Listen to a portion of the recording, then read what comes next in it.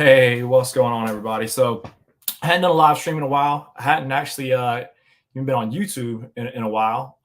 But after the Electric Money documentary the other day, a lot of people might know that one of my hobbies is I'm kind of a Satoshi enthusiast. It's kind of a hobby of mine, finding out who Satoshi is. Just something I like to do in my spare time. Most people know me as calling the market for Bitcoin and being one of the founders of Chuck and finding small caps and stuff like that. But Satoshi is one of my hobbies. And I'm here with the morning show, and this guy is a super, super good Satoshi researcher. So we linked up online a little bit talking about Satoshi a little while ago. And when the Money Electric documentary came out, we decided that we want to try to do a stream and talk about it a little bit. Oh, thanks for having me. I share being a Satoshi enthusiast. So again, thanks for inviting me on. Happy to talk. Yeah, man, he's a super cool guy. And his page is called The Morning Show, but he spells it kind of weird. But on YouTube, he's got a playlist about all the Satoshi suspects, or all the main ones anyway. Super, super good watch if anybody else is into that kind of stuff. So a few things that I like to talk about when you're talking about who is Satoshi. There is so many people that you can make a strong case for. A lot of circumstantial evidence. I mean, there's 10, 15 people that you can make a strong case for. So when I look at it, I try to look at reasons why it couldn't be the person. Not so much why it is, because you can make a strong case for a lot of people.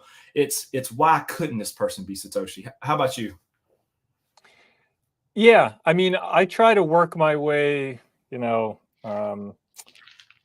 looking at people and then checking the boxes, yes or no, which if we were doing a real investigation, you'd probably take a million pieces of data and try to hone in on one person. But I like to, basically work the other way around, where I look at people and start seeing, where do they fit, where don't they? Because, one, it makes sense to me. And also from an entertainment perspective, I think that's, more exciting. Satoshi is just this incredible story. Like I say it all the time. Imagine if someone who invented the cell phone or the computer was anonymous. Mm-hmm. We have this amazing invention with this anonymous person behind it. That's what really hooked me into Bitcoin. That's what keeps me up at night. And, I think there's nothing more interesting. There's nothing more, exciting than Bitcoin. And to have that be this mystery at the beginning, is just a lot of fun. Yeah. Well, it's like one of the last great mysteries, who is Satoshi. Actually, when I knew about Bitcoin in like 2009, it turned me off of it. I thought it was like, the government or something like that, which is still a common theory. I don't think it was the government, but we could talk about that a little later in the stream. It gets tricky sometimes where, what is the government? It's people, Yeah. So people who might be involved in that space could have, very easily been doing stuff on their own as well. Yeah, and that's a common theory. There's the one guy, gosh, can't think of his name off the top of my head. He was a government guy, and a lot of people, he was a guy who was found dead in a suitcase. A lot of people speculate that he was Satoshi. Oh, yeah. I think either you shared it with me, but I'm not remembering the name either. You haven't done a video on him, but yeah, and he's got a decent circumstantial case. I don't think it was him though. A few things, because people is there anything concrete that we do know that's how you can eliminate somebody? And please correct me if I'm wrong. Like I said, you are more of the expert than I am. I'm more of a hobbyist. I feel like you're a little bit on a higher level than I am. But the day of the Genesis block. So we all know that the London Times headline was in the Genesis block. What a lot of people might not know is that version of the London Times that's in the Genesis block was only for sale in London on that day. Right. It was the physical copy of the newspaper. Yeah. If you look for their internet archive of it, it was a different headline. So the fact that Satoshi used that specific wording means he saw a physical copy somehow. Yeah, it's presumably he had to be in London because most people would say, especially with the way things are today, we could have got online, blah, blah, blah. Well, that wasn't the case. And then somebody might say, well, somebody could have sent it to him. You got to imagine this is like 2008. It's not really I'm not saying that's totally out of the question, but I think it's very low probability that happened. That somebody sent him a picture of or whatever the headline was in London and he was somewhere else.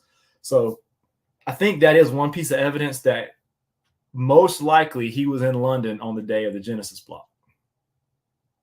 Yeah, I think that's a good point that, unfortunately or frustratingly, it doesn't make things easier. In fact, it makes things more difficult because a lot of the people we look at, it's like, how are they in London that day, or why were they?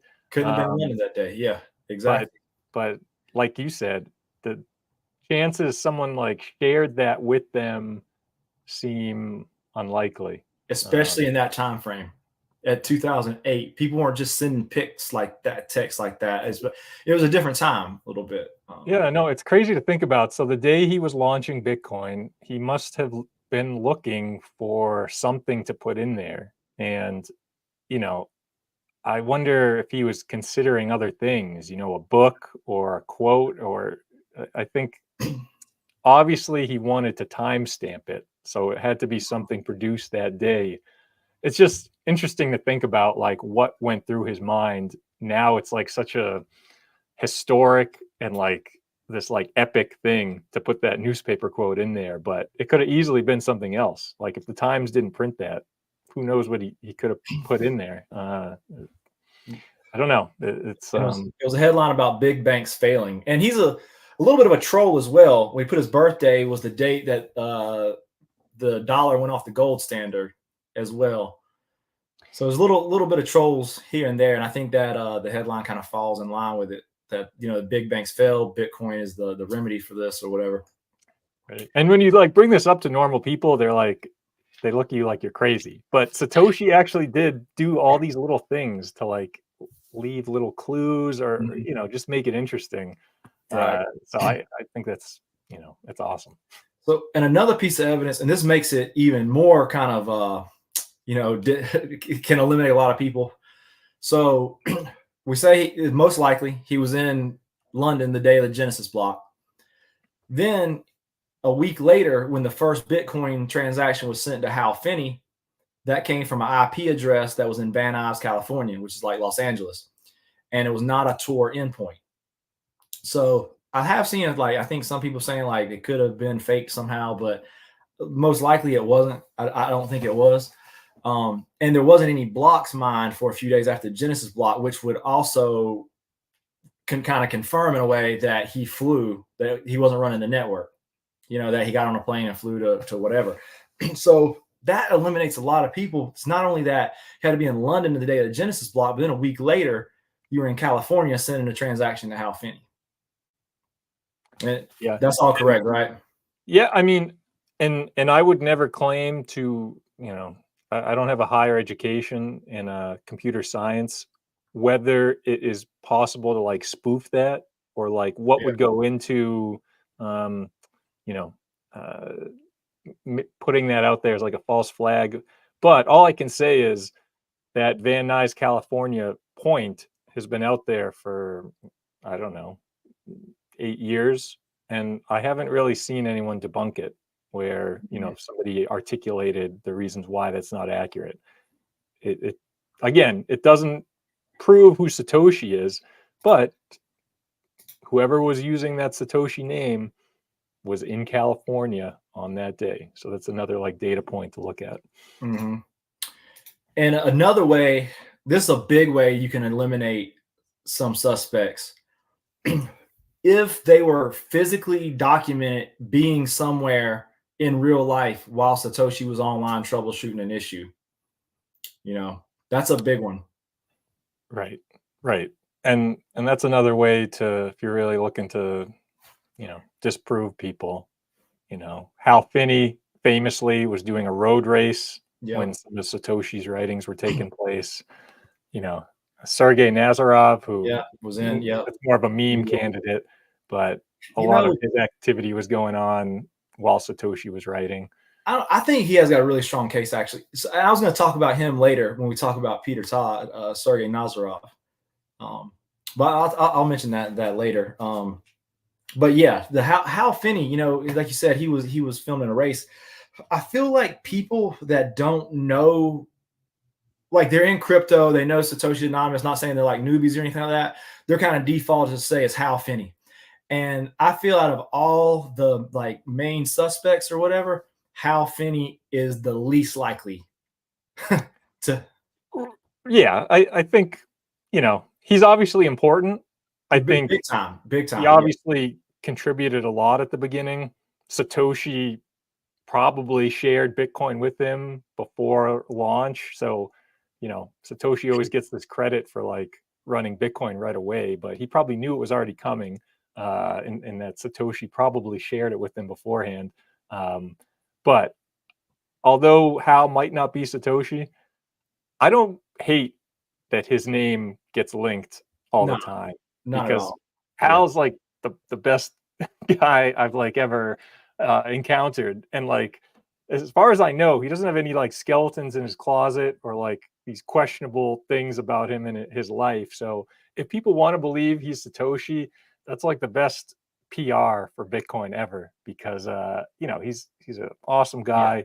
He had this tragedy. A person as like an ambassador associated with Bitcoin like the early days, but I feel good. Like I'm pretty much say 100% sure Hal Finney is not Satoshi. But I feel like a lot of people in crypto, they aren't as familiar with the finer points of the story. They just kind of default say, "Oh, it's Hal Finney," you know. Yeah. But we talk about some of the other suspects here in a little bit, just kind of brush over them. And there's one more piece of evidence. I don't think this really proves or disproves anything, but it's like the emails like links back to a Russian proxy, and it was used to review hotel rooms in Vietnam twice by somebody named Sergey. Like that's true, right? Yeah, I mean, the only thing I would say, so yeah, there was a, you know, it seems like Satoshi was using some proxy service, but I think, you know, a lot of people could have been using that service. So yeah, it is a point the Sergey Nazarov people point to, but that's a little strenuous. That's like a real schizo theory, you know. But then it's crazy because Sergey was like on this boat on this vacation in I'm forgetting it, but he does seem to have been in the right place at the right time when that proxy was being used. See, I think he has a really strong. I think he's one of the strongest candidates. Actually, I don't think he's not it. There's things to disprove him, but I actually think his case is really strong. Like, what points do you like most? Yeah. Well, he started the smart contract website in like 2007, right? Mm-hmm. Like, there's no way I can. And I have this brought up. This is a thread that I did on a lot of the candidates, so I got really good feedback on it. And let's see, where is Sergey Nazarov? Yeah, this is an epic thread. Everyone should read this.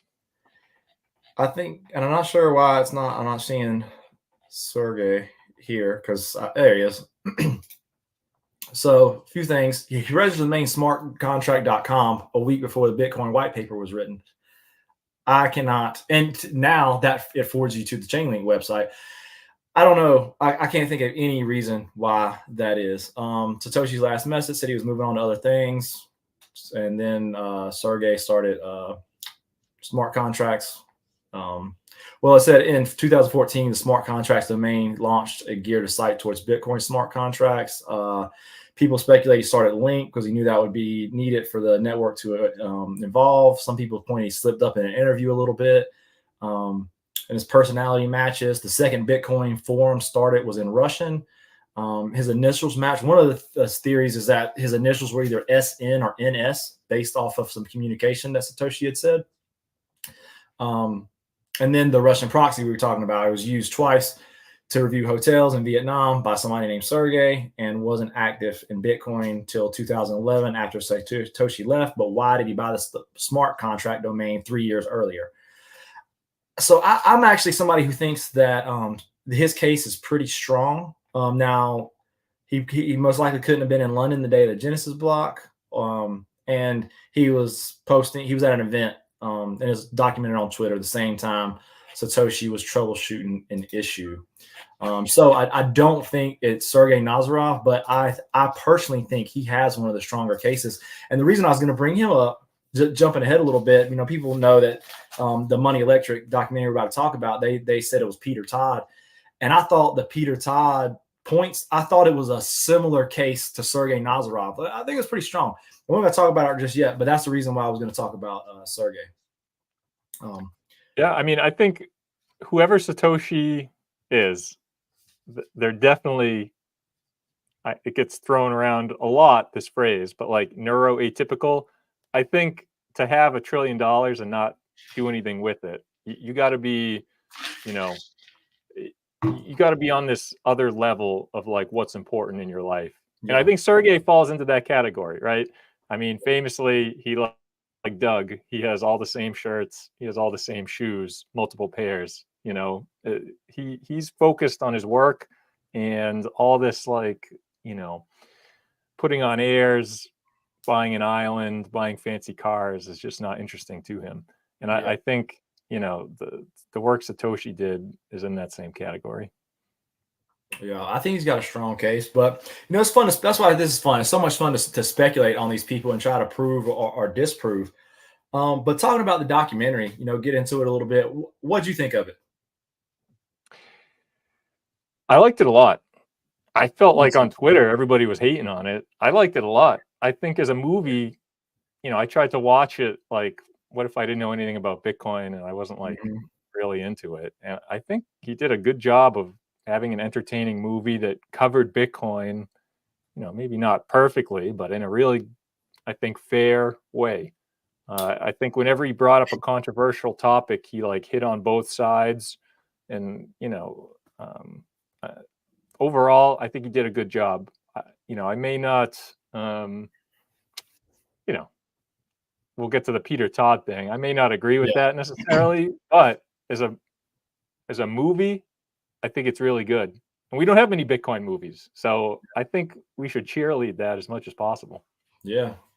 So one thing that I'll tell people who haven't watched it yet, if you have a family member, say your wife's not into Bitcoin or just anybody like that, if you get them to sit down and watch it with you, they'll probably be engaged in it. I was watching it with my aunt who's like 65, I think, and she was into it.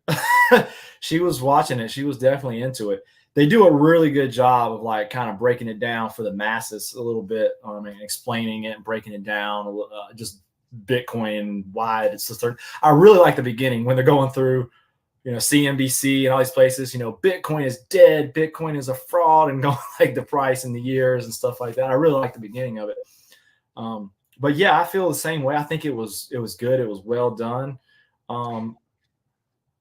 And think about it. I mean, I don't think that guy's like big into crypto or Bitcoin. So if he started from scratch, like put that movie together, going all the way back to the beginning to now, you have to cover a lot of stuff, I imagine. So to pick and choose what to include and what not to, I'm giving him kudos. Yeah. And, because I heard it was, so I thought it was going to be about primarily like who Satoshi was. And it's not. Like, even like an hour or more into it, I was like, I thought it was about like who Satoshi was. They hadn't even like said anything. They don't talk about that till the end. So if anybody hadn't seen it, it's just a really good documentary about Bitcoin in general. And then towards the end, they talk about, speculate on somebody who Satoshi might be. But if you got a family member or wife or kids or something like that, it's good to watch it with them. If you want them to understand a little bit about Bitcoin. You bringing up how it was marketing is kind of interesting, because there was this big betting market on who the movie would out as Satoshi. And it wasn't Peter Todd like at the top of the betting market. So that's just real interesting to me. I wonder if HBO insiders like leaked wrong information or something. Like, it's just usually Vegas or the bettors, when there's money on the line, they get their facts straight. So it's interesting. Poly market had it wrong, all the way up to the premiere. Right? So I'd heard of Peter Todd, but I never heard of him mentioned as a Satoshi suspect. Never.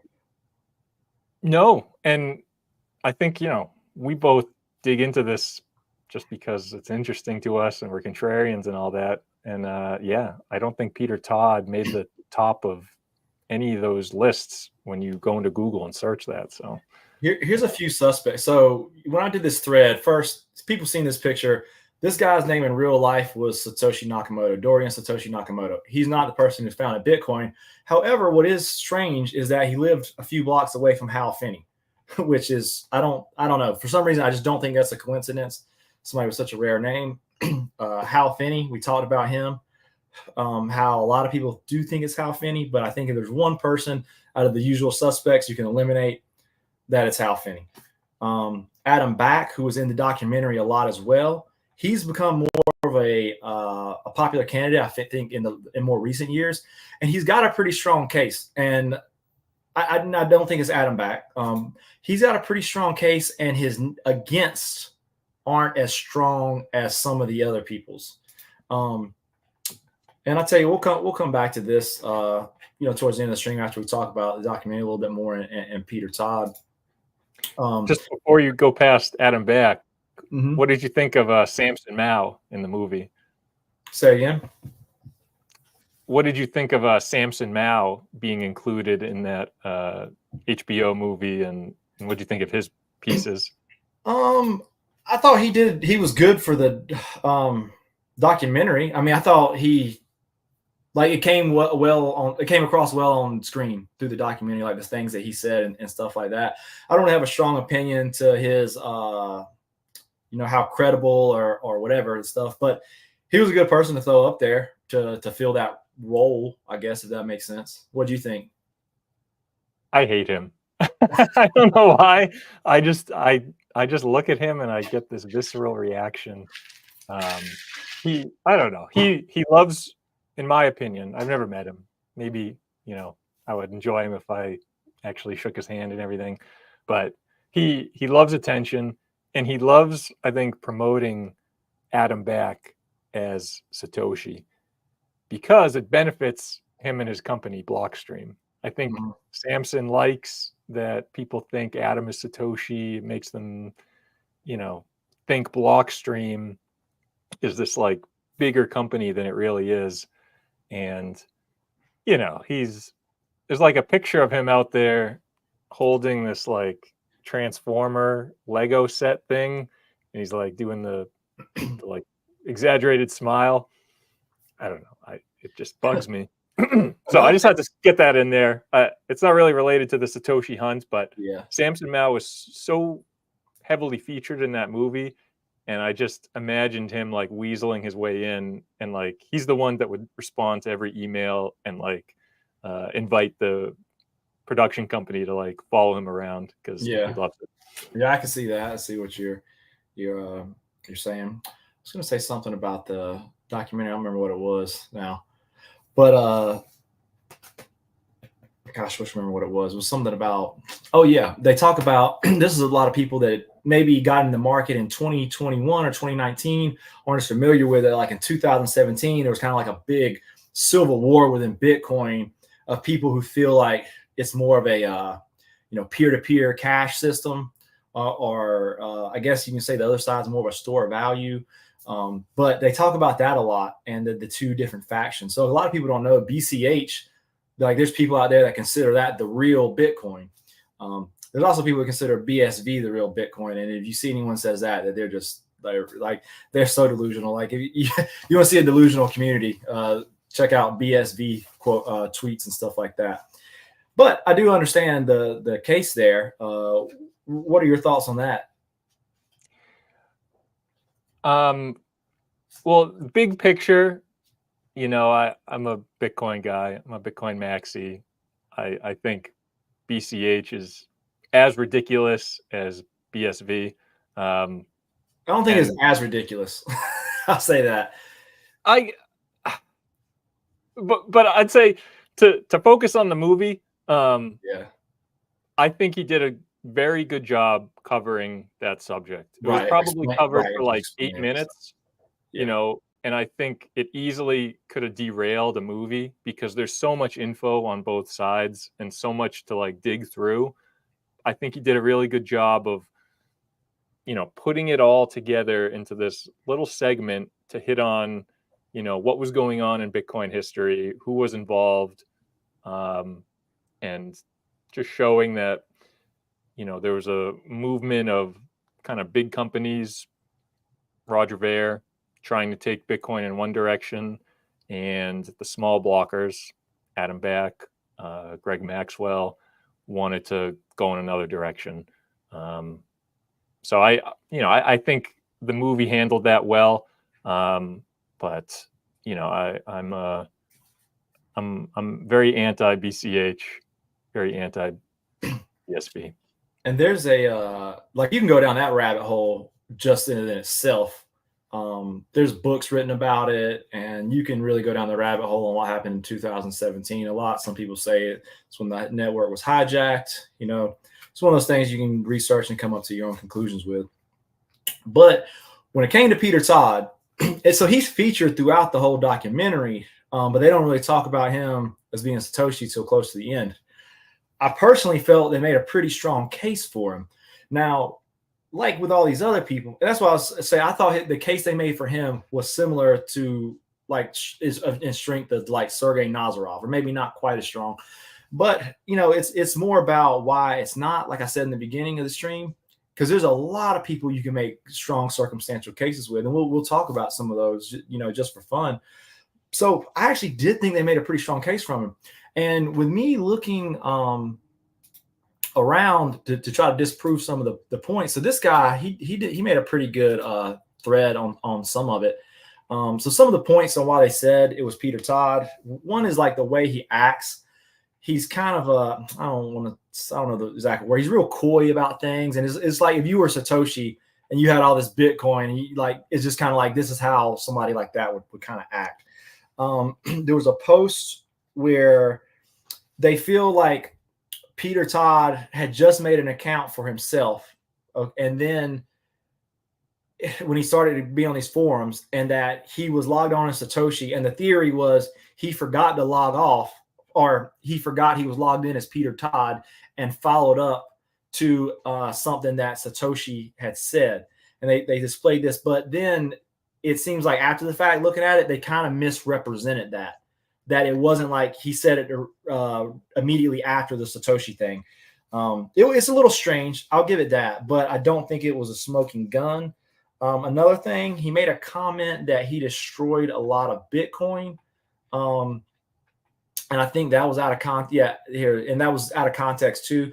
That's not what he meant. And then he replaced by a fee proposal, and they had a theory that he was talking to this fake account that he made, and that he had done that to do this replaced by fee proposal. So I'll let you talk about some of those points and some of your thoughts on Peter Todd and everything. No, I think you covered that pretty well. The movie did a little bit of editing, like you said, where it shows Satoshi's post and then cuts it at a certain point to make it look like Peter's thought is really kind of finishing his sentence. And it was 13 hours later. It was this bigger post. Yeah. And, the movie kind of edited that a little bit. But I don't know. I don't think it's completely out of line. I agree that just look at the picture. Can you go to the picture of Peter Todd? That his face at the top. He has this look on him it's like he is coy. He is kind of odd. He is kind of a personality that I think could be, able to go on with life and live after getting rid of $1 trillion. I do think he is kind of an interesting guy in that way. And what you said last, that Peter Todd was interacting with a guy named John Dillon by email. Something's weird going on there. I don't necessarily think it means he's Satoshi, but something very odd was going on. and it's kind of like the Sergey Nazarov smart contract thing. Like, I don't have an explanation for it. Like smart contract website domain. I don't have an explanation for it because the whole, like you're talking about the communications, because the emails ended up getting leaked, and it does seem like he made the account and was talking to himself. Yeah, yeah. I mean, I don't know. Like life is strange. It, you know, there's a million mysteries I think related to Bitcoin, you know, aside from the Satoshi one, and it's just another piece. I think the movie hit on it a little, that government agencies were probably trying to get involved in Bitcoin and get intertwined. And I think it makes a lot of sense. I think they do that with a lot of projects, right? So I think they would do that with Bitcoin as well. So you have to be a little, suspicious or look at things in that context whenever there's weirdness going on, whenever there's people trying to make changes to a project like Bitcoin. So I think we may not get the answers till it's like released in a Freedom of Information Act request like 50 years from now. But I bet a lot of those people posting on the early Bitcoin talk message boards were, clicked up with intelligence agencies. Yeah, probably so. Because that was the thing. This John Dillon guy was supposed to be with some government agency, but just seemed kind of weird. And yeah, but another way, because Peter Todd, I think at this time he was connected with other people that were in bit like Adam Back and these people. I think at the time of this, I think he knew them. So even if he was talking to himself, maybe it was still a way to introduce the replace by fee idea, and it doesn't necessarily have to link back to Satoshi. Maybe, I don't know. Yeah, I think that's definitely true. And it would, yeah, it would hurt me as a Bitcoin maximalist, a small blocker, if it turns out to be true that the government did implement that to try and hurt Bitcoin.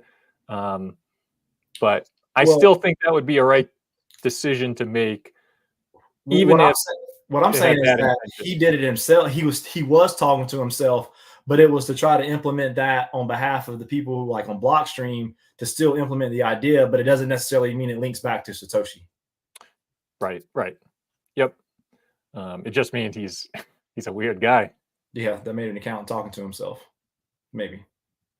But I don't know. But to your point, you're saying like it could have been the government, and it was in a way to kind of hurt and make it not what it was intended to be, and kind of hurt the network a little bit. Right. I mean, this is more Bitcoin discussion than Satoshi, but yeah, that was where the schism was going. Where do we try to allow for more transactions and sacrifice, centralization, or do we be conservative, keep the block small, and it's going to hurt adoption, basically.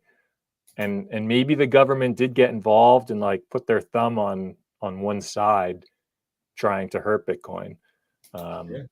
I would think the government would be on the small block side. I think they would not want it to be peer-to-peer cash so much. Well, I mean, I don't know. It's hard to say. I think Bitcoin ultimately has shown to be resilient, and that small block path, has kept it safe and secure and decentralized. So if they were trying to kill it, they were wrong, but it doesn't mean that couldn't have been their intention. I don't think if the government favored the small block side that it wasn't to kill it, but that it wouldn't be so much as like day-to-day use for cash, for like a peer-to-peer cash system back and forth. Right. Well, they should feel dumb still, because digital gold is still going to flip traditional systems, even if it's not digital cash, like, or it's not able to be used as easy as a credit card. Digital gold is still going to, crush all these traditional systems. So yeah, that's my viewpoint.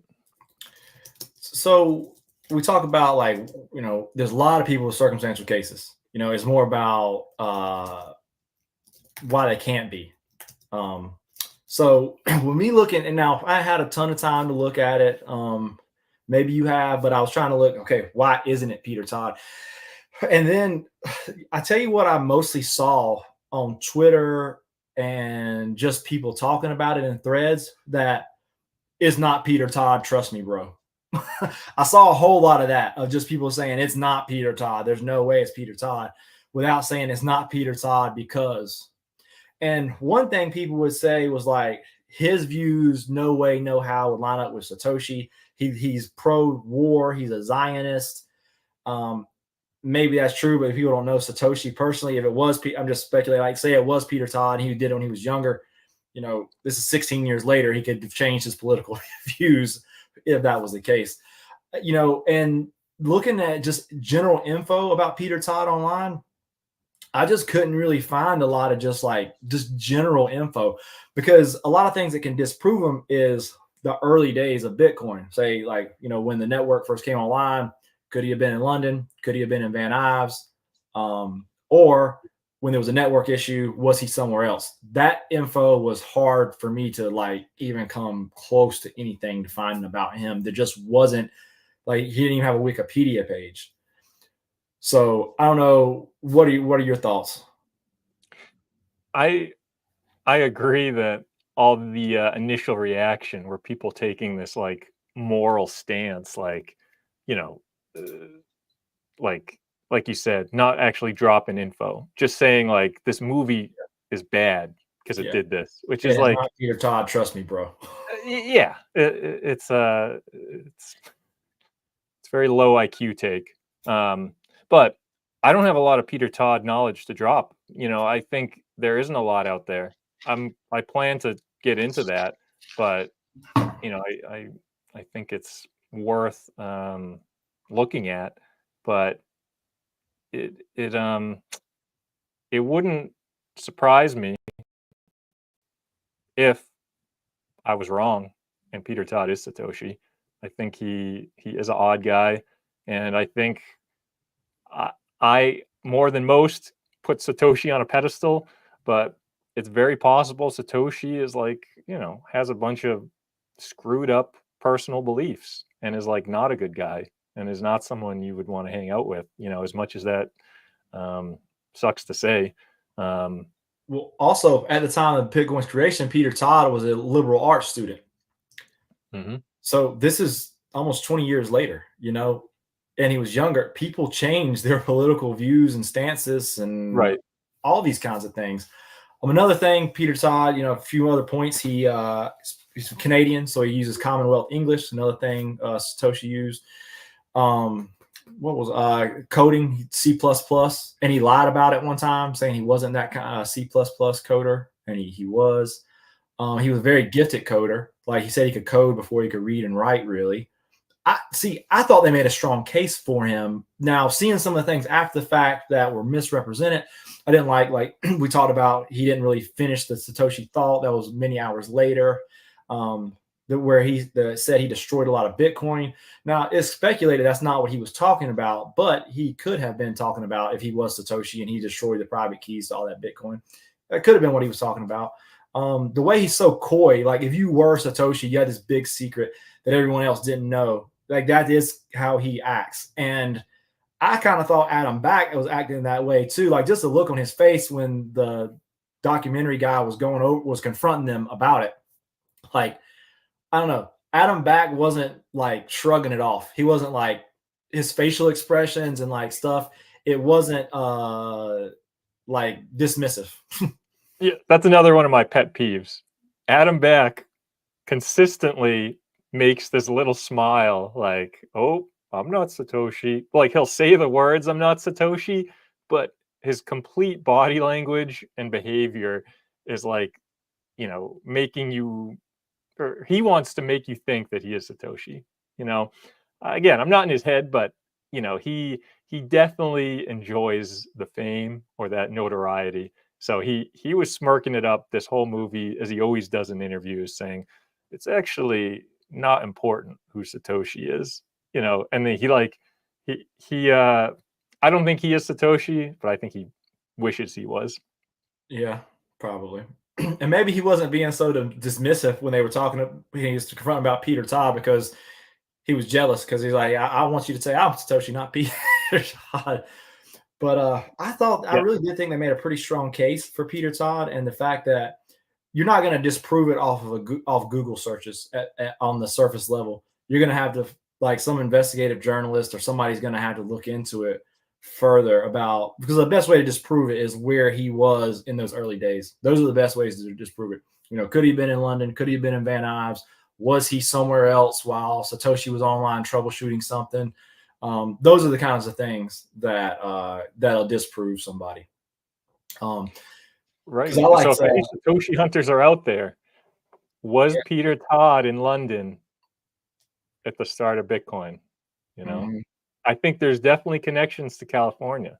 So that London piece, it could blow this wide open. I imagine the guy who made this movie, I'm forgetting his name, he probably looked into that and probably maybe didn't find anything. You know, if he wanted to end his movie on that, I'm sure he did a lot of digging. What else can I, link Peter Todd, Satoshi? So I'm a little nervous that there wasn't more in there, because this guy had a lot of resources. He dropped a lot of money on this movie. He bought a Bitcoin miner for like a 2-second scene to like show plugging in a miner, unless he rented it. But point being, he put a lot of resources into this movie. Yeah, a lot of people don't know what we're talking about with the Genesis block and the Van Nuys IP address. It's not common knowledge, I would say, for people to know. And if he would have found things to disprove it, then he already kind of gone that route with Peter Todd, then he definitely wouldn't divulge it. But it's possible he doesn't know those things. He said in the movie when he got into Bitcoin, he's not like somebody been in Bitcoin for many, many, many years or anything like that. But I would like to see more people. Some of, like, this guy's thread here that I was talking about, like, he lightly he doesn't disprove it necessarily. He just says that some of it's misrepresented, that it's not like we're talking about the post that it was 13 hours later, that they made it seem like it was right after, and that him saying he destroyed a lot of Bitcoin, that's maybe out of context as well. But there's nothing that I've seen yet that is like, okay, this is why it can't be him. Like with some of these other suspects that we can talk about in a minute, because I think a few people do want to hear about other Satoshi suspects and what we think about them and stuff. But do you have anything else to add about Peter Todd or the documentary? Well, there's that one point where, everybody has a date where Satoshi stopped communicating, but there's that email in 2014 that came from Satoshi's email, the Visto Mail email account, kind of weighing in on the block size stuff. And basically backing up kind of the replaced by fee, what Peter Todd would have been saying, that was in that email. So again, that Satoshi email might be completely bunk. Like, right. I feel it's not widely regarded as fact. Right. Like it may be, may not. I think is the kind of the sentiment and But I mean, it's something to point to. Can we debunk it one way or the other? But it would imply Satoshi is not dead, and it would imply Satoshi may think similar to Peter Todd. So interesting. Yeah, that was a good point. I had forgotten about that one. And like you said, the Satoshi email in 2014, it may be Satoshi, may not. But when it comes to the story of Satoshi the Mystery, you got to take what's out there. There's not a whole lot of threads to hang on to. So the threads that are out there, you have to look at them. That's why anytime there's a Satoshi drop, like one new message or one new email comes out, it's like exciting. An email came out where he's, he used the word retarded. That was like, whoa. It was like Satoshi actually like said something like besides technical troubleshooting. It's always interesting to see that. Yeah. So talking about some of the other candidates, Adam Back's become somebody who's very popular candidate over the last couple of years, and I do think that he's a top 5 candidate. I do think he has a strong case. He made a Hashcash, a Bitcoin predecessor. He worked at Microsoft and used Windows, which Satoshi used Windows for this, which some people think is odd. They thought, like, at that time, especially, that somebody would have used Linux for this. He also was one of the only maiden candidates that double spaces after a period. And in the white paper that is done uses double spacing after a period.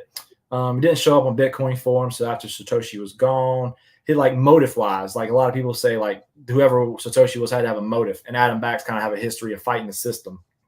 And he writes in Commonwealth English, and likely would have been in London the day of the Genesis block, and was relatively free during these times. So it's not out of the question that he would have flown to LA. I just don't know why he would have. But these are some decent points for some of his Satoshi's first. I think the first emails were to Adam Back, which finally got released during the Craig Wright trial. So then some of the early emails to We Die asked questions that Adam Back wouldn't have asked. A lot of OGs were skeptical about it in the beginning, and how some of the things that Adam Back said were kind of in line with what other people that were OGs in the space, their complaints about Bitcoin, of what Adam Back had said in the early days, which is highlighted right here. But he's still involved with Bitcoin, to this day. He's very, and then a lot of people said he would have cited Nick Szabo's Bit Gold as a reference, and it is not cited in there. You got anything else to add about Adam Back, morning show? I think the citation stuff, is important. He asked Wei Dai in, like, a personal email, like, how to cite one of his papers when he's cited Wei Dai before. So it would be I don't know. It's possible he did that as a, distraction, but it's weird you would, like, personally email somebody something you already know in hopes that it's leaked and it would point away from you as Satoshi. And especially at that time, like, right. Yeah, to throw somebody off the trail in that way, I think that's a little too much conspiracy.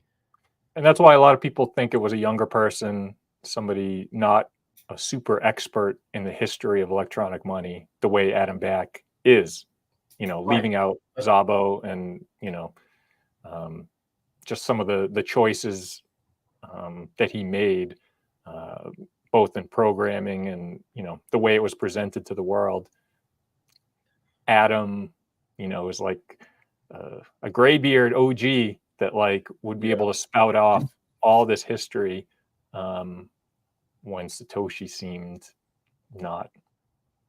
So a lot of people say that Satoshi, it seemed like he knew how to code, but didn't work in the industry, or hadn't in many years, and didn't know a lot of the norms, which is another point for Peter Todd, and a point against some of these other, like, cyberpunk OGs that some people put as main suspects, like Nick Szabo here. I think that he has more points than anybody else to be Satoshi. I don't think he is Satoshi, but I think that he has the most points. Just he's an OG in the space. He created BitGold, it's a similar proof of work concept. He has a lot of interest and motivation. He made quotes going back to the 90s about these kinds of things. He wrote a blog for years. It significantly slowed down in the early days of Bitcoin. Proof of work article in 2015 that sounds similar, and then later he changed the date on it. Now, this was actually addressed in the documentary, this point right here, that he actually had a reason for doing that. There's never any emails between him and Satoshi. So some people are saying he didn't email himself. BitGold was not mentioned in the white paper, so it's like he didn't reference himself. Was likely in California the day of the first transaction was sent to Hal Finney. It was very likely that he would have been in California at that time.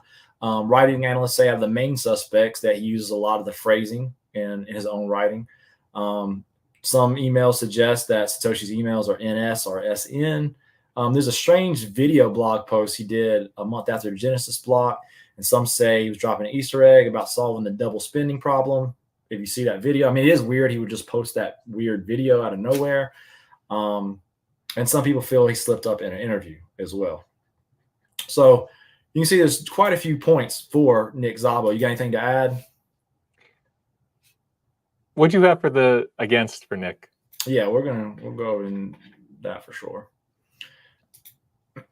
So Satoshi didn't know about certain projects and wasn't familiar with a lot of programming norms.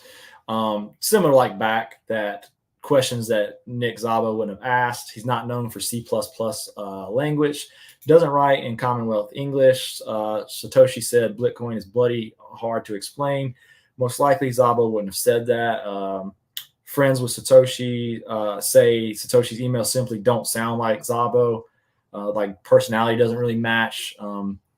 Didn't start blogging much again after Satoshi left, so it wasn't like his blog stopped and then came back later. And maybe wanted to see Bitcoin's faults before launching BitGold. Maybe that's why BitGold didn't ever launch, because he thought Bitcoin would fail and he would use some of those points to help out. He's unlikely to be in London the day of the Genesis block. Why would he not have moved the wallet? That's something else you have to think about some of these Satoshi candidates. Why wouldn't they move some of the Bitcoin? And given Satoshi has some unfamiliarity aspects of the space, it's possible he just wasn't familiar with Szabo's work. To me, Nick is Satoshi. Really? I think, you know, in Game of Thrones or A Song of Ice and Fire, when people would talk about, you know, the books, and they wouldn't want to spoil the book to new people, they had a theory that was R plus L equals J, which would talk about Jon Snow's parents, you know, because that's a big reveal in that book series. So they didn't want to talk about that theory out in the open. They would just say R plus L equals J to talk about that theory. I think Bitcoin should just use SN equals NS and, you know, point to that as a way to talk about Satoshi being Nick without blowing it open for all the newbies. You know, so I do think you haven't always thought this, though. You must have come to this conclusion at some, like when you made a video about Szabo. I don't think you thought it was him. Well, I wasn't 100%, but I was pretty strong. At the end of the video, I say, I can't say Nick is Satoshi, as in, you know, I really, you know, I can't really go out and say that. But I was also holding a book. I picked a very specific book. It was O.J. Simpson's book, If I Did It, talking about the murders of, you know, his wife, so not to go off on a tangent, but O.J. Simpson wrote this messed up book called If I Did It, where he wrote, like, if he killed his wife, this is how it would have went down, you know. So I was trying to signal a little bit about Nick when I did that. And, you know, Nick in the 90s was writing about putting on, you know, pseudonyms, saying how, you know, whenever he makes a pseudonym, he has to constantly think about all these little details, how to avoid linking it to his real identity. And so, you know, he definitely had the skill set to be Satoshi. Again, I can't prove it. I'm just one guy, you know. What percent would you say you think it's Nick Szabo? 99. Really? That surprises me. I don't think it's Nick Szabo. No, that's fine. But, you know, and it's even hard for me to kind of articulate everything, you know, but it's just everything I've waded through and seen and experienced. I can't get past him. And, you know, it's another one where, you know, Nick has some questionable, you know, things in maybe his personal life where we don't really want to tout him as the creator of Bitcoin. It probably would hurt the brand. But, you know, to me, I haven't been able to really move past him. And, you know, I've dropped it, you know, kind of a little in a couple of my videos. I did this like sit down where I was like in a little coffee shop answering questions. I brought it up there. You know, I don't go off the rooftop shouting that, but to me, Nick is Satoshi. Yeah, and like I said, I think he has the most points pointing towards him being Satoshi. And even the against, there's not like a hard like can't be because of this, not known for C plus language. That's one. Doesn't write in Commonwealth English. There's some things here. Could he been in London the day of the Genesis block?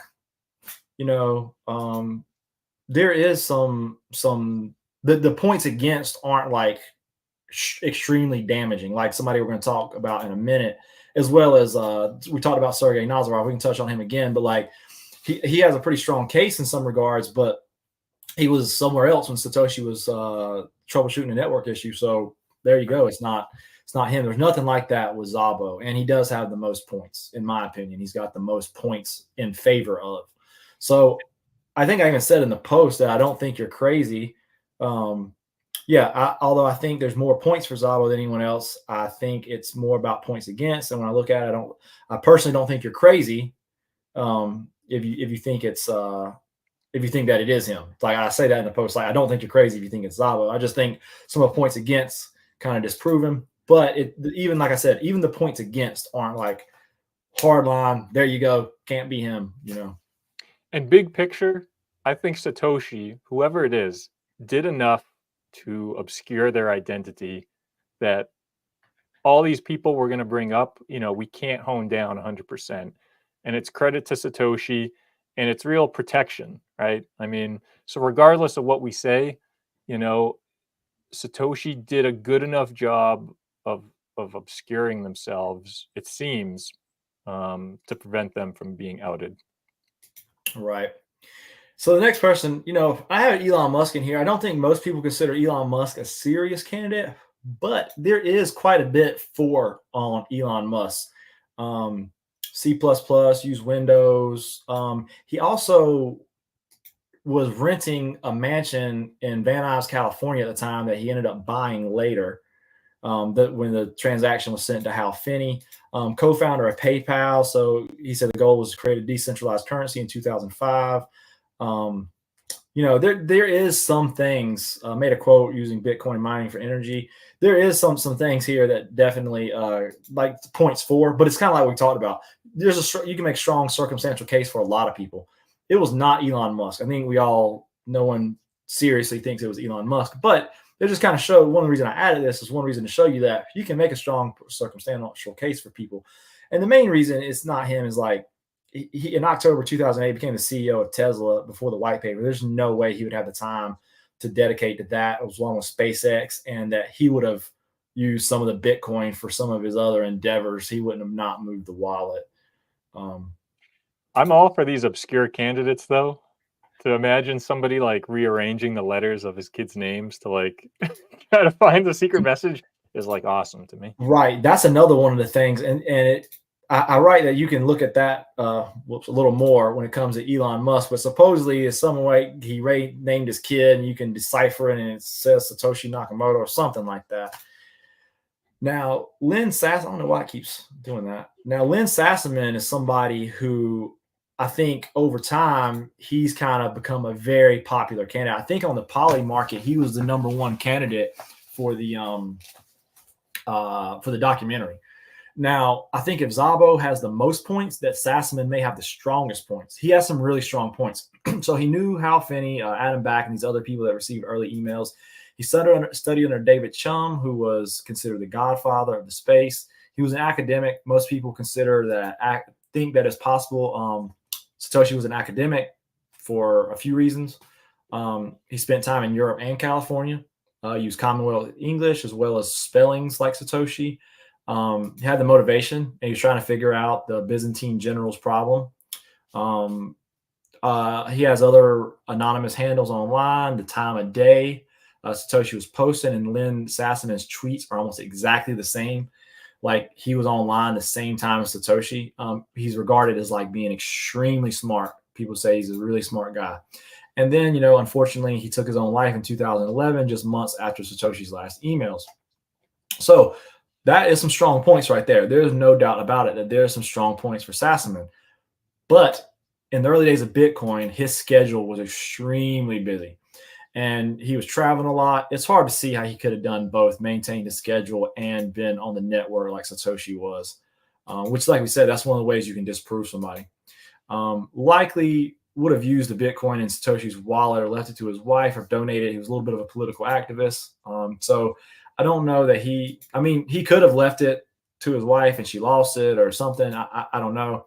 But even in 2011, when he committed suicide, Bitcoin, that Bitcoin is worth quite a bit then, as much as he had in the wallet. So just thinks that he would have probably moved some of it for his family.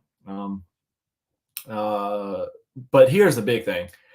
He made extremely, extremely negative tweets about Bitcoin. Now, throwing people off is one thing, but he tweeted very negatively about Bitcoin. His personality doesn't really fit what we know of Satoshi, and there's been 2 postings potentially with Satoshi since he went dark. And if that was the case, then Sassaman couldn't have done it. So kind of like with Szabo, there's a lot of reasons to like him. I don't think you're crazy if you think it's Sassaman, but I personally do not think that it is Sassaman. So what are your thoughts on Sassaman? Yeah, that was pretty comprehensive. I think the stuff about Meredith Patterson, his partner, his wife, is some of the most compelling stuff against him being Satoshi. It seemed like a lot of his professional work and obviously, his personal life was with her. He collaborated with her, and for her not to be involved at any point, especially towards the end, seems, strains my brain to see how he could live a life like that. She's active on Twitter, I think more so since the Len documentary, since the HBO documentary, and since articles have been written about Len. And at a couple points, she's asking for money, for donations. I don't think she's doing, God bless her, and everything there. But I think, Len didn't leave her much. So, if Len was Satoshi, you would have thought some of those early mined coins would have went her way. Yeah, it doesn't appear they did. And that's another thing to disprove Hal Finney too. That he needed money for his treatment at the end of his life, and he would have used some of it or whatever. He was interviewed basically on his deathbed, and he was like, "I'm not Satoshi. I don't know who it is." Right, and I think he did sell coins, at the beginning, and it was probably worth hundreds of thousands of dollars, maybe not millions or billions. So I think that shows he did what he could with what he had. And yes, I still like MCADE for a gaming project for this bull market. They're making a Bitcoin video game. I think it's called. There's a guy on Twitter. It's NES graphics. I think it's called The Hero of Bitcoin. If you want to look it up later. I'll definitely check that out. They use Bitcoin within the game. I think it's more Bitcoin themed than actually incorporating Bitcoin as a payment. I don't know, actually. He might be accepting it as payment. But Hero of Bitcoin. I'd rather be Bitcoin themed, and then they have some kind of shit coin, and then we'll just buy the shit coin and make money, and then buy Bitcoin with the money from the shit coin. You can't be so jaded. So Sergey Nazarov, we talked about him earlier in the stream, but if you weren't tuned in, then I think Sergey Nazarov has a pretty strong case personally. I don't think it's Sergey Nazarov, but he registered the domain smartcontract.com a week before the Bitcoin white paper was written, which is something that's just really hard to explain. Satoshi said he's moving on to other things. In 2014, the smart contract domain launched a site geared towards Bitcoin smart contracts. People speculate Link, was the next step in the evolution of what Bitcoin would need. That needed some kind of oracle. People say he slipped up in an interview where he corrects how long he's been in blockchain spaces, and it just seems kind of odd. Personality matches. Second Bitcoin forum was started that was in Russian, which is his native language. His initials match for those that, some people say it could be NS or SN based on some communication from Satoshi. And also the Russian proxy address we talked about earlier, that there was a Russian proxy, there was a link to Satoshi's email, and it was used to review hotels in Vietnam by somebody named Sergey. The morning show pointed out that Sergey was actually in that part of the world at that time as well. And wasn't active in Bitcoin until 2011 after Satoshi left. So why did he buy the domain for smart contracts 3 years earlier if he wasn't even active? It just seems strange. Now, he would have been really young. He would have been 19 at the time of the white paper, which isn't impossible. But given the years leading up to it as well, it would have been a tall task. Most likely wasn't in London the day of the Genesis block or in LA, Van Nuys, the day of the Hal Finney transaction. He's supposed to be in New York at this time and was posted at an event on Twitter the same time Satoshi was troubleshooting an issue, which is like the big one that why it most likely is not him. But I think he makes a pretty strong case. I don't think he gets enough. Like, you kind of consider him more of a fringe candidate, right? Well, I guess that's maybe not fair. I think I said meme candidate because that whole Chainlink community is like very bizarre, very strange people, very strong advocates for Chainlink.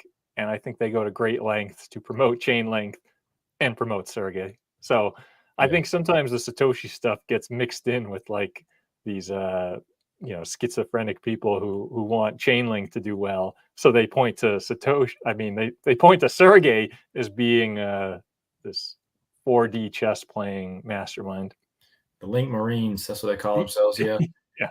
If you hold a big cap altcoin from one cycle to the next, normally the community, like ADA community, is kind of like that. They just kind of unhinged or whatever.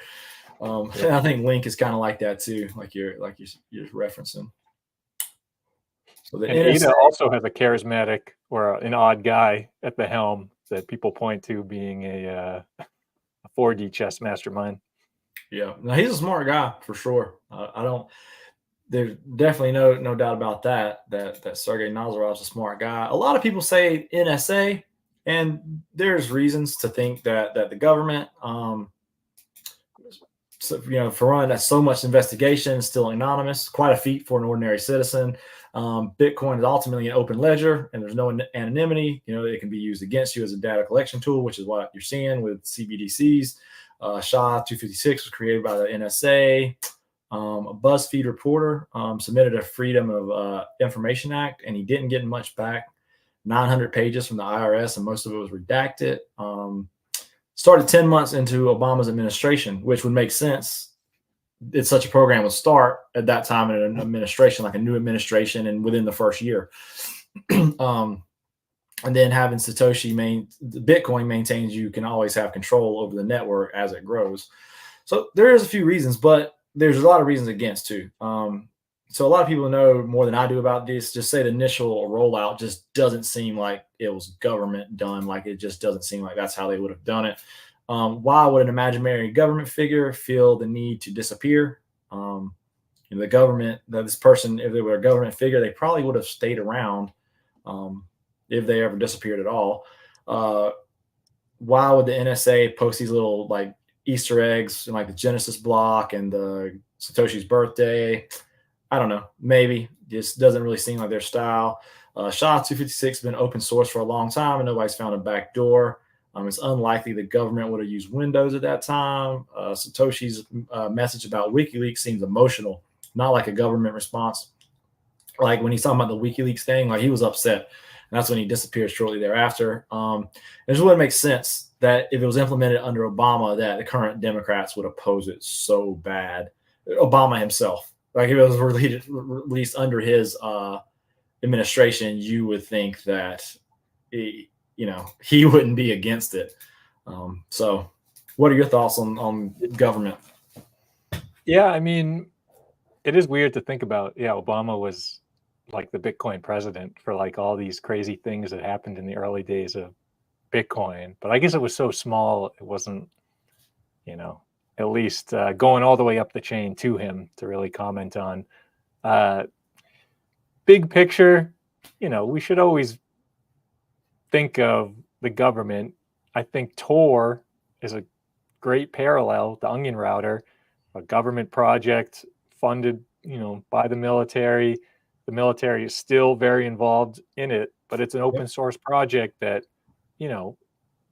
people all around the world use. And, I think backdoors are always a thing, but it seems that, leaders of cryptography still put a lot of faith in Tor and use it. So it is possible for a government to make something that they don't necessarily have complete control over, because they want to use it in some form or fashion. But like you pointed out in the cons, whoever was running the Satoshi handle was like one voice. It seemed to be a person, which wouldn't fly with kind of the bureaucracy involved in that, and all these little personal decisions made. So, I don't think it's crazy to ever bring that up, but if you're talking about Satoshi, releasing Bitcoin, it does seem to be like just a regular human, not some giant organization. Yeah. And I say government, top 10 candidate for sure, but maybe maybe top 5, maybe 5 or 6. I don't discount it completely, but I think it's unlikely. I think that when you break down some of these points against, now there's not like a hard line like, oh, well, it can't be the government, because you can't say, oh, well, the government was at this event when Satoshi was troubleshooting the network, or the government couldn't have been in London the day of the Genesis block. You can't disprove it from those points. So, I definitely don't put it out of the question that it could have been the government, but I think it's unlikely. There's a lot of anonymous handles contributing to Bitcoin every day, and were there right at the beginning. Some of them could have directly worked for the government or have just been, connected in some way, So I think to talk about Bitcoin, you can't ever ignore that. But if we're talking about Satoshi Nakamoto, it's different.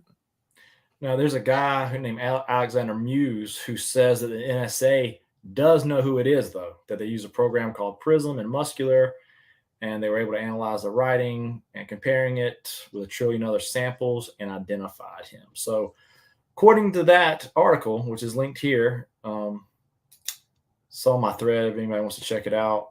He says that they know who it is. Yeah, makes sense. Yeah. So some other suspects, we mentioned him a few times. He's a decent suspect. Could have made a post about him. This guy right here is more of a fringe suspect. Have you ever heard of him? I don't know how to say his name. Shinichi Masazuki. No, I have not. He's a real popular, smart mathematician, and some people say there's some links to him and stuff like that. Not a whole lot of info about him, just kind of that he's the kind of guy that would have done this, and he was super smart and whatever. Ross Albright, the creator of Silk Road, there's some things pointing to him, but he made some comments online in 2011 that make it really hard to believe it's him. Another Sergey Cheklo. I'm not sure, but he's the guy who created a few crypto projects. And he started the first proof of stake blockchain under the name BC Next right after Satoshi said he was moving on. There's actually, I could have made a tweet about him. There's a few things resolving this BC Next. I think he's the guy who made IOTA. I don't think it was him, but there's more evidence there than you would think.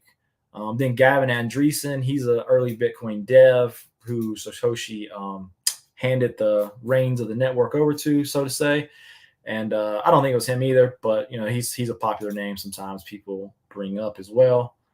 Then there's the morning show's favorite, Craig Wright, who we won't even go into that. Craig Wright's definitely not Satoshi, but he made claims that he was, court cases, all this stuff. I think it's possible that Craig Wright has a lot of Bitcoin, a lot of early Bitcoin. He was in the network early, but he was on, the Cypherpunk mailing list, like interacting right at the beginning, So, I mean, he's not, to call him like a complete phony and fraud, is going too far. But, he's just, he's he's something else where I don't know if it's a personality trait or he has some other goals in mind, but He's tried to make himself bigger than he is, and it has not gone well for him. He is very unlikable. Then one last guy I cover, Paul LaRue. Now, if you just don't know who this guy is, just look him up. He lived the life of like a James Bond villain. It's really one of the craziest stories, just his life in general. And there's a lot of reasons he has a lot of points for. C++ expert. He's, they said it's either a team of people or a genius. LaRue's a genius. In 1999, he created a software encryption program called E4M, and it was on Microsoft Windows, which we said Satoshi used Windows. He's widely credited with TrueCrypt as well, which uses source code from E4M. In 2002, he posted online a write-up of a concept similar to Bitcoin, wrote in Commonwealth English, very familiar with the banking system. Had a big motivation to do it because he had a lot of payment issues with his online opiate business. Did programming, but didn't work in the industry, which is supposed to be another trait. Personality and emails could match Satoshi. From prison, he said that he knew a way to improve ASIC mining. Had the time to pursue it. He was a criminal, so he didn't have a day job. When LaRue went to jail, the Satoshi Bitcoin was only worth $12 million, which was nothing to him. He had a lot of money, so makes sense why he wouldn't have moved it. And then he had a passport with the name Satoshi on it. And against, when time I looked at this, I said, a lot of people just say it's crazy. Morning Show here, he actually did a video on LaRue after I made this, and he had some pretty good points why it wasn't LaRue. One was that Satoshi was very repetitive in when he posted online. And somebody like LaRue being an international criminal, it probably would not have been that consistent. It just probably has been all over the place. Right. Consistent is the best word. Yeah. It seemed that, he slept at the same time, throughout his posting history. So, someone like Paul, like you said, was taking yachts all over the world, working around the clock.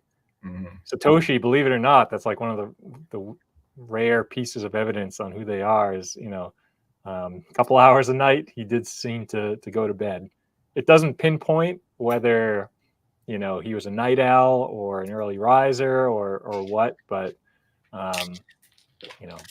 Paul LaRue was wheeling and dealing across the world, like throwing people off boats and waterboarding them and, all this wild stuff that wouldn't have matched up with that. Yeah, it wouldn't have been, the times wouldn't have been so consistent. That was a good point. And that's why sometimes with these people, it only takes one thing. And one reason why it was harder for me to find points to disprove LaRue was because you just don't know where he was, like in the day of the Genesis block or what he was up to or where he was doing, because he lived this life of an international criminal and people just didn't know where he was or what he was doing. So it's hard to disprove that he was somewhere when Satoshi was online. All these things we talked about on how you would disprove it. It was hard to do that with LaRue because you just didn't know. Not necessarily that, he was Satoshi, but it was just hard to disprove it. Some of the things you can use to disprove other candidates. Is there anybody else that you like that we didn't cover? I think that little list you did at the end with like the couple of questionable unknown guys is always something to keep in mind. We put so much focus on the big names, people who like use their real name on the internet during the early days of Bitcoin, but there's so many, anonymous handles out there that are probably just as interesting, but we just can't connect them to their real life persona. So like Wei Dai's name always gets dropped, but that's as far as it goes. You mentioned Wei Dai was involved at the beginning. He was collaborating with all of them, but he did such a good job thinking about privacy his whole life. There's just no meat there to really talk about Wei Dai. Even the pictures out there are questionable. We don't even know what the guy looks like. And he's like a real academic who like puts out all this work. Yeah, he says there's no pictures of him on the internet. Yeah, I mean, there's some that could be him, but we have no idea. So, Mhm. you know, it's just it's a frustrating thing that Satoshi could be some handle on the early cypherpunk mailing list that we've just never talked about. But That's you what know, I think. I think that Satoshi, who it is, has never been brought up as a candidate. That's my theory. I think that they've never identified, because most of it they're looking at like well-known people in the space, Adam Back, Nick Szabo, Lynn Sassaman, all these people. I think it was just somebody that was just lived a very private life, was into this stuff, that he was a cypherpunk, and just nobody really knew him. Nobody knew his, kind of like what you just said, some of these people that just don't know who they were in real life. That is my theory. I think that the person who it really is has never been brought up as a candidate. until we find them. Yeah, I don't think we ever will. I don't know, maybe. Yeah, Um, it's. I think. Yeah, I said it before. I think he did enough that we can maybe get close, but to 100% confirm, even the NSA, with what they have access to, if somebody methodically made this username, took all these steps, there's enough plausible deniability there. Even if the NSA points to somebody, they could probably say prove it, and like a court would never, get to that point of proving it. and think about it, like some of these people have been asked in interviews, like Sergey Nazarov, I think Nick Szabo, all these people have been asked about it. If one of them said, "Yeah, I'm Satoshi," people would be like, "No, he's not." Like all of a sudden, like I guarantee you, it would be like all of a sudden, unless you have the private key and you can prove it or something like that, that they would say, no, he's not. All of a sudden, that's how just people's psychology works. So even if the person did come out and say it was, there would be a lot of doubters saying it wasn't them, I feel like. If I can plug something else, I got invited to this new Reddit community called Who is Satoshi? Looks like it was just created. There's only like 4 posts on it right now, but interesting stuff if you're looking to scratch that itch and dig into some stuff. There could be some interesting things getting posted there in the future. There's a couple things there already. So yeah, Who is Satoshi? The Reddit community. Cool. We're to drop this stream down there. Hopefully, some of them guys will watch it. So, I hope we actually never. I think it's better we never find out who it is. But like I said, it's being a stream. I like mysteries. It's something I just always kind of took a little bit of interest in. That's why I came across your YouTube channel. And yeah, I think we've covered most everything we could talk about without rambling on. Is there anything else that you wanna add? No, thanks for the invite. I think we share that affliction of being contrarian or being, interested in mysteries that, for whatever Mhm. reason, we can't just accept things at face value, which can be a frustrating thing. But, I think you're missing out on so much if you go through life without questioning these things. So yeah, I enjoyed talking with you. We could have done another hour, but I probably got to head out as well. So, yeah, thank you again for the invite. For sure, man. Thanks for coming on. And thanks for everybody for tuning in. And I'll try to get a little more active on Twitter and YouTube in the coming months. Later, guys.